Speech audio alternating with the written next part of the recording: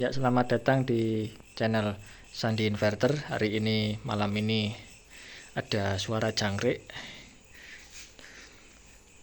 Unit paket PLTS untuk unitnya aja, ini pesanan offline dari Bapak WA. Unitnya udah jadi, Pak. Ini keperluan untuk kantor ya, untuk kantor. Oke, kita set untuk kantor. Kapasitas 10 kVA, MPPT, rack 8 kWp maksimum. Baterai bank 4 buah baterai 400 Ah. Mampu berapa? Untuk apa sih ini? Untuk backup atau untuk memotong tagihan? Kita langsung jawab aja. Berapa tagihan listrik yang dapat dipotong oleh alat ini? Satu baterai kisaran 210.000, atau kita ambil aja 200.000 per bulan. 200.000, 200.000, 200.000. Jadi kisaran 800.000 per bulan untuk memotong tagihan listrik dalam kondisi off-grid full, jadi di backup oleh PLTS. Ini bisa menghasilkan listrik 800.000 per bulan kalau dibandingkan PLN. Kemudian berapa panel surya yang dibutuhkan idealnya untuk satu baterai ini? Ada di 2000 WP. Kita udah hitung dan praktek, ada di 2000 pp untuk mengisi satu bank baterai 100 Ah 48 volt dalam waktu 3-4 jam penyinaran. Tadi untuk 800.000 hasil dari elektrifikasi ini adalah untuk malam harinya. Jadi malam hari kalau di load sampai dengan baterai 0% itu energinya setara 800.000 dari PLN. Itu konsekuensinya siangnya harus bisa mengisi baterai secara penuh. Tadi panel yang disediakan 16 unit 8000 WP itu ngepres. Jadi itu hanya pas untuk mengisi baterai ini full di siang hari tanpa adanya pemakaian. Otomatis nanti pasti akan menyesuaikan pemakaian malam hari tidak full, sehingga siangnya bisa memakai daya yang lebih besar. Ada sisa enggak untuk produksi panelnya? Ada, itu kisaran 1 kWh. Jadi misalkan kalau malam di load sesuai dengan kapasitas maksimal sampai pagi habis, kemudian siang ngisi, dia full 3-4 jam. 4 jam full, masih ada sisa kan, itu sekitar berapa menit untuk baterai float, baterainya udah full, PLTS-nya kepake, jadi langsung dari panel surya, itu kisaran 1 kWh. Kalau bagus cuacanya ya 2 kWh, untuk ranknya 0,5 sampai 2 kWh. Jadi kalau baterainya tidak penuh sampai malam tuh, siang tidak penuh, jadi yang perlu digeser mataharinya atau tambah panel suryanya ditambah. Terus untuk total energi yang dihasilkan ini itu seharga 1.800 sampai 1,2 juta untuk dibandingkan dengan PLN. Jadi per bulannya maksimum ini dengan panel 8000 WP tadi, untuk panel katanya mau disediakan sendiri, ada 8000 WP, itu ngepres. Jadi nanti siap-siap aja untuk baterainya kalau dipakai full sampai pagi habis, sampai dipakai full sampai pagi udah habis, nanti siangnya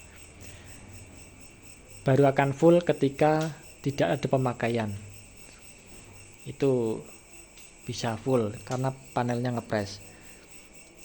Kalau udah full, nanti ada sisa sekitar beberapa jam atau beberapa menit, berapa setengah sampai 1 jam, itu untuk baterai udah full, PLTS-nya masih sisa, bisa dipakai bonus kisaran 200.000 per bulan. Itu bonusnya cuman ngepres gitu.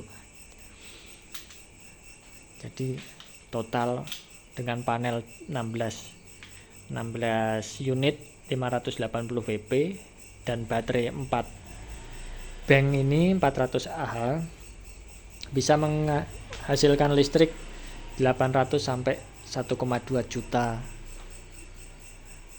rupiah jika dibandingkan dengan PLN. Silakan dicoba, pasti sama. Kalau meleset, mataharinya digeser. Untuk MPPT ada 2 channel, jadi nanti dibagi 2 panelnya. Dari 16 panel itu dibagi 2, jadi dapat 8 setiap channel. MPPT ada 8. Ini MPPT ada 2 channel. String 1 panel surya, string kedua. Jadi kalau ada trouble nanti satu string yang masih hidup. Grup 1, grup 2. Untuk konfigurasinya kemarin ketemu di 8 seri 2 paralel. Jadi 8 seri 4 seri 2 paralel. Jadi setiap channel MPPT panel suryanya 4 seri, ada 4 kotak. Kemudian di seri lagi 4 seri. Kemudian di paralel dari keempat seri tersebut. Jadi ada 8 totalnya. Itu untuk satu channel MPPT. Kemudian satu channelnya juga sama, 4 seri, terus 4 seri lagi, kemudian baru di paralel. 4 seri 2 paralel. Kapasitas inverter 10 kVA. Ini AC output, kita coba padamkan. Nah, mati lampu. Rumah mati lampu, kita hidupkan lagi inverternya, MCB output, AC output,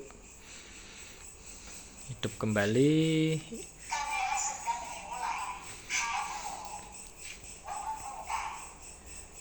Untuk gelombangnya ini udah sinus murni, ini karena sudah masuk jaringan rumah, ada power supply switching, jadi pengaruh. Atau mungkin filternya saya deteksinya kurang bagus. Ini enggak masalah, udah bagus.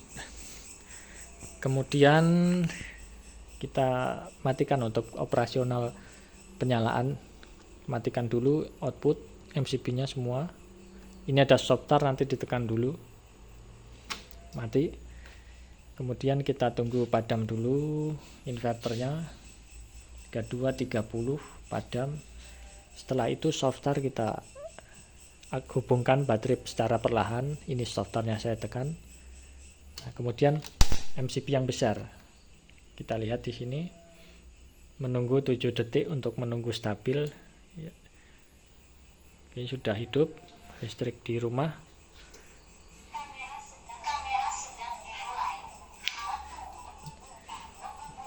PLN input bisa di on kan atau di off kan. Kalau mau full off grid ya kita off. Kalau ada PLN untuk backup ya kita nyalakan.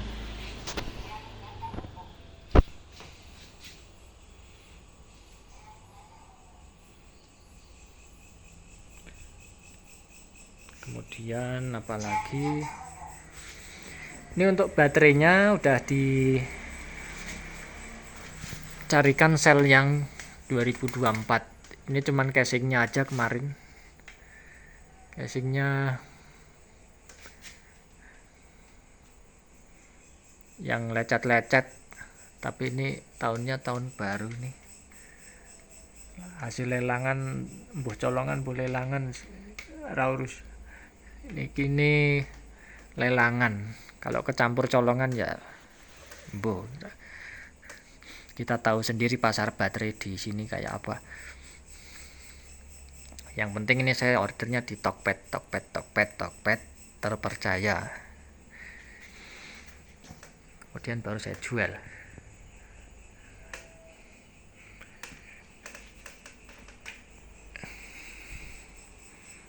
Untuk switch on inverter yang ini nggak perlu dipencet-pencet. Ini mematikan board microcontroller untuk emergency aja. Ini hubungkan terus saja. Kita matikan inverter lewat MCB besar. Untuk terminalnya ada di belakang semua, Pak. belakang nggak kelihatan, udah malam.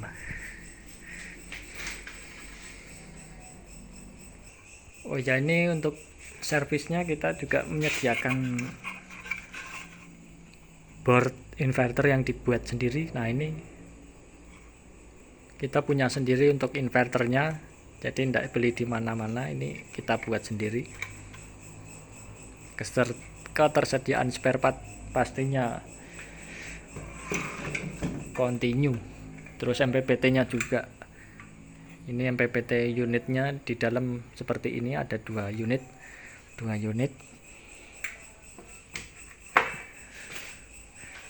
Kalau untuk baterainya kita beli,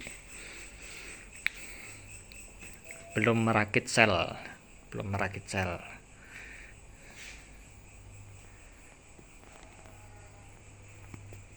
Oh ya, ini untuk rak baterainya bonus 1 Pak, untuk tempat rumah tikus. Nah, di bawah ini bisa dipasang baterai juga. Kalau mau ditambah baterai, mau kita masuk ke settingan. Oke, kita masuk ke settingan.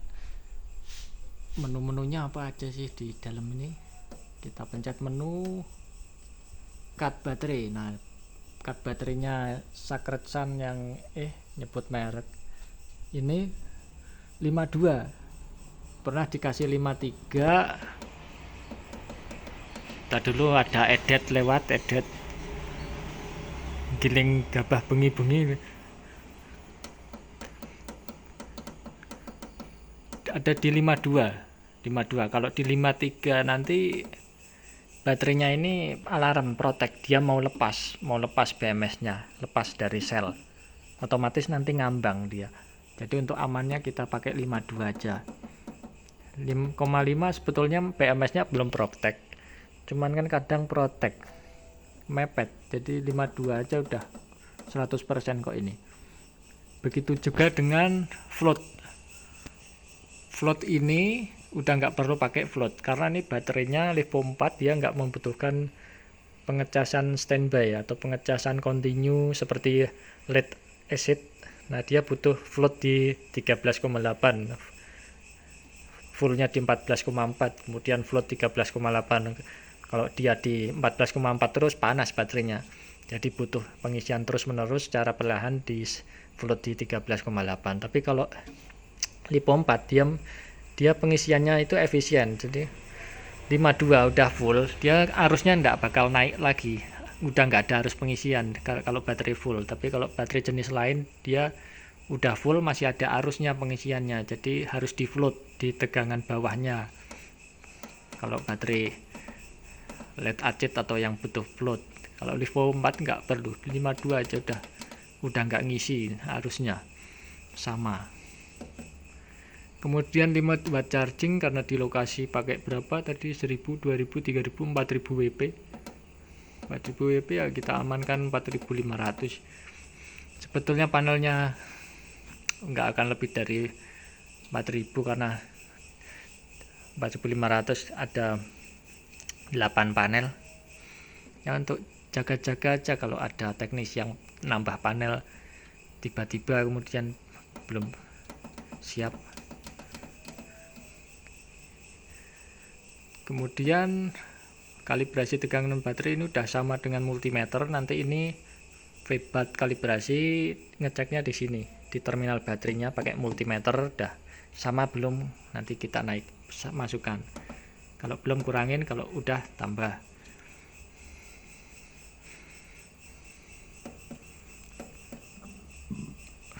Terus ini kalibrasi tegangan panel surya juga dicek. Tegangan panel surya nanti kalau udah terhubung nih muncul kalibrasinya.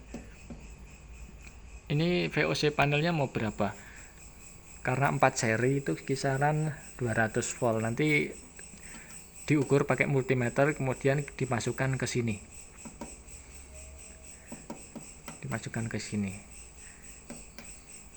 udah itu aja. Terus settingan yang MPPT kedua juga sama, 52 float 52, ini 4500, kita maksimalkan untuk limit pengisian yang enggak ada, kita loss maksimal. Kalibrasinya tentunya disamakan tadi yang atas berapa. Nah, ini ada beda, kita kurangin dikit biar sama. Ini juga kalibrasi, ini dibuat sama stringnya karena 4 seri juga, 4 seri 200an volt. Nanti diukur dulu, mungkin lebih dari ini. Oke, sudah. Kalau mau ngecek suhu, pencet OK. Nah, 34 derajat yang atas. Nah, juga sama. Terus kita masuk ke settingan inverter. Ini tombol menunya nyelempit kecil. Nah, saat pencet menu, listrik mati karena ini enggak ada PLN yang membackup. Tapi kalau ada PLN yang tersambung, dipencet menu langsung bypass ke PLN, langsung bypass. Ini kalau dipencet off, nanti dia standby. Nah, standby tegangan baterai 50. Nyalakan menu lagi, kemudian tombol tengah on, nanti inverter hidup. Kalau mau masuk menu ya menu lagi, pencet. Inverter off kita buat di 48 itu ya kisaran berapa ya, 50%, 40%. 48 di batas bawah, 30-an 20%-an. Nanti di bawah ini, paling bawah itu ada sendiri. Kita lanjut. Tadi 48 berpindah ke PLN, kemudian kembali ke inverter pada tegangan baterai pengisian di 50,5. Fullnya tadi 52, ini bisa di set aja tergantung pemakaian di lokasi, polanya seperti apa, mau pagi hari lekas berpindah atau menunggu. Nah, itu polanya nanti bisa disesuaikan saat running di sana beberapa hari, seminggu, 2 minggu, nanti ketemu pola penggunaan listriknya, nanti tegangan ini bisa diatur sendiri. Ini batas paling bawah di 46. Ini masih bisa running di sampai 45 untuk baterainya. Kita ambil aman aja 46. Kita anggap 0%.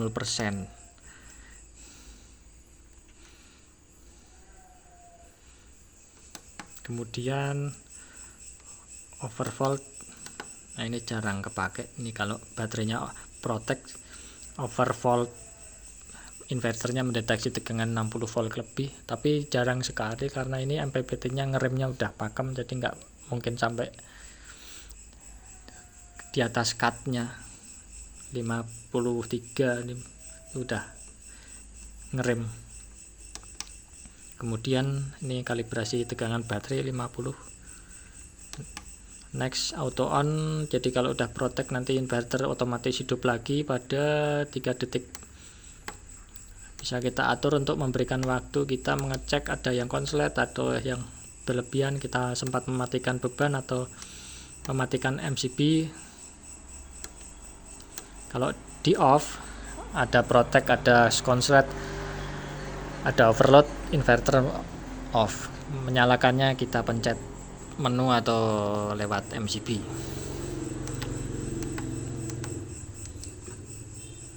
Kemudian idle fan ini nggak perlu, fan-nya udah hidup otomatis. Kalau mau nyala terus untuk high performance ya ini dimaksimalkan, nanti kipasnya hidup terus. Ini buzzer juga kita silent aja, off.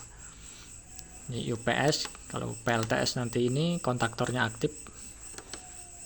UPS juga kontaktornya aktif, prioritasnya PLN.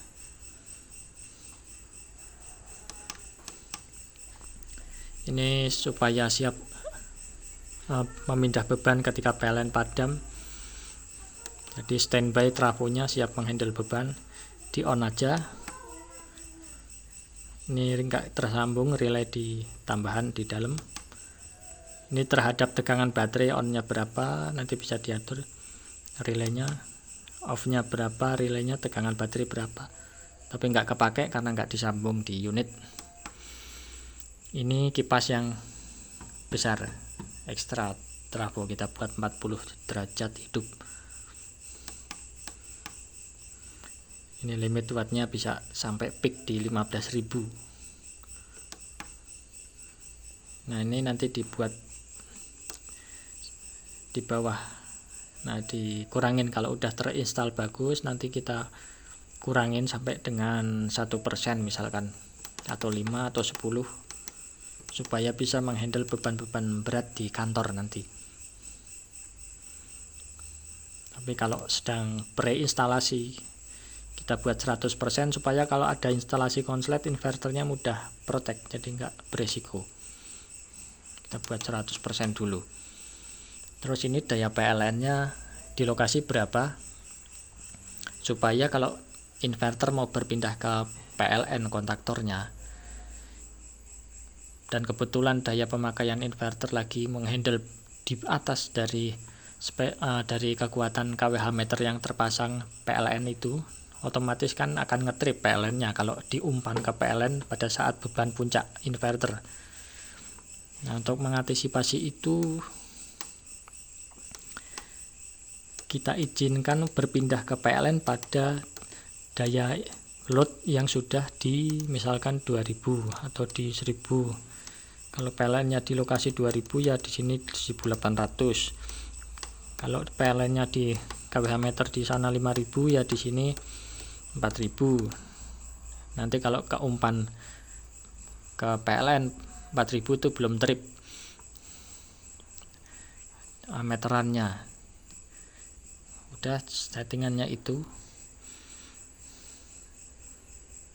kita tunggu sampai stabil baru akan on. Oh ya ini menu lagi, tadi sempat di off, kemudian tombol on.